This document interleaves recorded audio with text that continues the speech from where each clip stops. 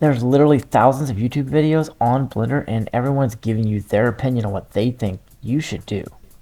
And we're not all cut the same, so I'm going to set you free. And it's like having too many pots on the stove. Something's going to burn. Just go ahead and focus on one subject and one thing, and a really good layout. Alright, so let's make this really simple. And yeah, I'm going to leave the default cube right there staring you in the face. So what I want to do is just hit the little plus symbol up here. And if you didn't get to that, you can grab your middle mouse and just kind of roll it forward and backwards. Yeah, just click the plus symbol, click general, and you could choose a pre-made one up here if you want, but you could just click layout, because all you really have to do is double click this and say my new layout and hit enter. And now it's your new layout. This is customized. This is for you, doing this for you.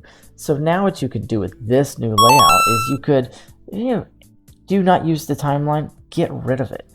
But if you wanted to do a nice vertical split in the middle, and maybe you really like your geometry nodes, so you can do a nice little horizontal split right here, and we'll call this geometry node editor. Hit the end, get rid of that stupid end panel that's always there. Now you got the 3D viewport here, but maybe you really want that to be a UV editor. And well, I guess we could throw the monkey in here just so we could see something. Where's that monkey at? Alright, so we'll just jump into edit mode, so we've got that. Did you know that that's a pre-made UV map that comes with there? That's why it pops up. It's the only model that does that, at least as far as I can tell.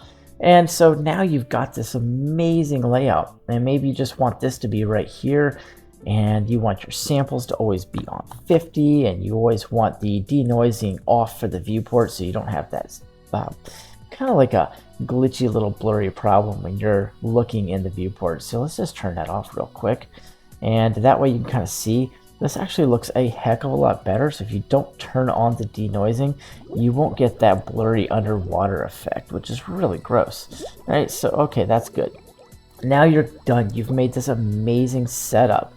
Well, just slide your middle mouse wheel. If you're on a tiny little laptop like me, go to File.